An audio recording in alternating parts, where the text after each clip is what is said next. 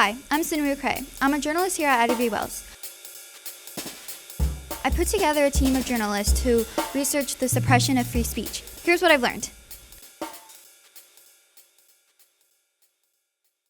I'm here interviewing June Shanks, a 9th grader here at IW Wells. What are your opinions about yonder pouches?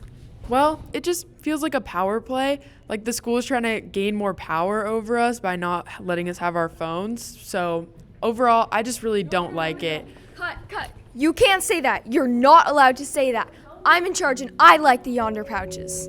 This is a prime example of suppressing free speech in the media, and we want you to know that you have the right to talk freely. On September 17th, American late-night talk show host, comedian, and television producer Jimmy Kimmel had his show taken off the air. Jimmy Kimmel has been hosting his show Jimmy Kimmel Live for over 2 decades, debuting on January of 2003. Network ABC and his parent company Disney had agreed to take his show off the air after getting indirect threats from FCC Chair Brendan Carr. But why was his show taken off the air in the first place? On his show, Jimmy Kimmel spoke about the murder of Charlie Kirk and the person who murdered him. Here's what he said. We had some new lows over the weekend with the MAGA gang desperately trying to characterize this kid who murdered Charlie Kirk as anything other than one of them and doing everything they can to score political points from it. Many people immediately jumped into the situation, and while Carr utilized implied threats and pressure to get the show taken off the air, other people had a different approach.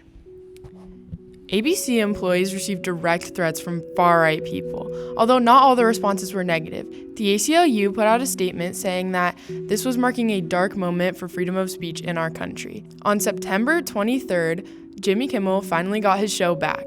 Disney commented that they had taken the show off the air to avoid further inflaming a tense situation during an emotional moment for our country, and that regarding their decision to bring the show back, they had thoughtful conversations with Jimmy. Although the situation has been resolved, it has left a lingering impact and has caused people to re-examine what the leaders in our country really mean when they say free speech.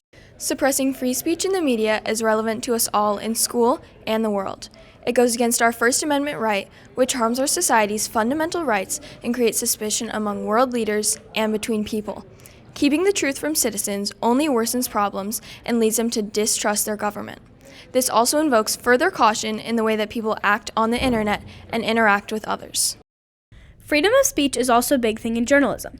Journalists rely on free speech to speak about what's going on in the world and share the truth around the country. President Donald Trump has recently suggested that broadcast licenses be revoked for speaking ill of him and Charlie Kirk. The Federal Communications Commission, also known as the FCC, has been actively suppressing free speech in newspapers as well.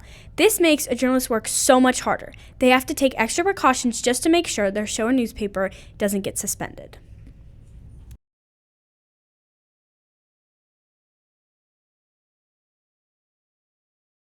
Let's go see what Mr. Matthews, a history teacher here at IW Wells, has to say about the whole Jimmy Kimmel incident.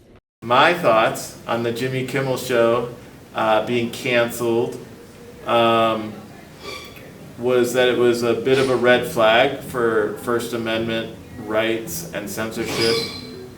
As a person who looks at history, nearly every day of my life, I see the history of how hard people have had to work for free speech and to not take it for granted. You know, we've lived as humans last several thousand years mostly without free speech.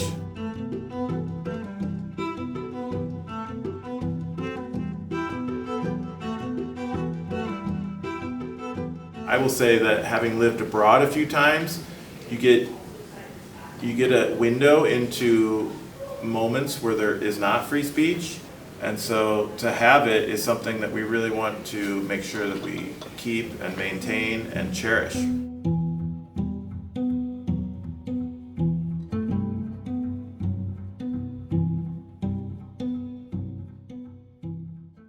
Hi, I'm Jane and I'm in 12th grade. Free speech allows you to really think about like where you're at, especially right now in high school when everyone's kind of confused about it. So if that was taken away, then we wouldn't have a way to like kind of figure out where we stand on like all the political views and beliefs that we have. So free speech is really important.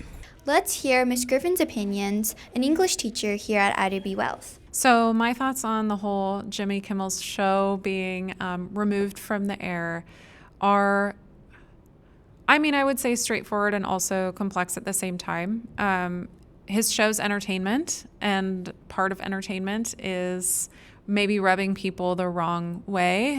As a woman, my right to free speech I find incredibly important. And I would also add on to that, like as a white woman, I also have a different vein of responsibility in my freedom of speech. I'm able to do and say more than women of color because of the privilege I hold. I think freedom of speech has been and is a cornerstone of our country, and it helps people advocate not just for themselves, but also for people who are less able to self-advocate for whatever reason, whether it's like structural racism, structural sexism. Like, I think as a woman and as a white woman, I have a lot of power and a lot of responsibility. As a journalist, I have a lot to say about the suppression of free speech. It directly affects me, my career, as well as my own moral values. Legally, I can write anything I want, but with censorship and my freedom of speech taken away, I no longer can express the public's opinions as well as my own.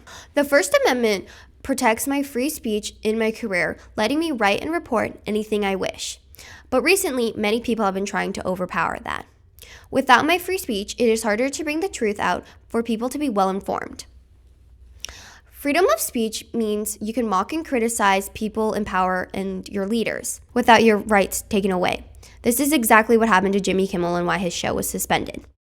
But on a human level, you can see how hard the president is taking this. My condolences on the loss of your friend Charlie Kirk. May I ask, sir, personally, how are you holding up over the last day and a half, sir? I think very good. And by the way, right there, you see all the trucks? They've just started construction of the new ballroom for the White House, which is something they've been trying to get, as you know, for about 150 years. And it's going to be a beauty.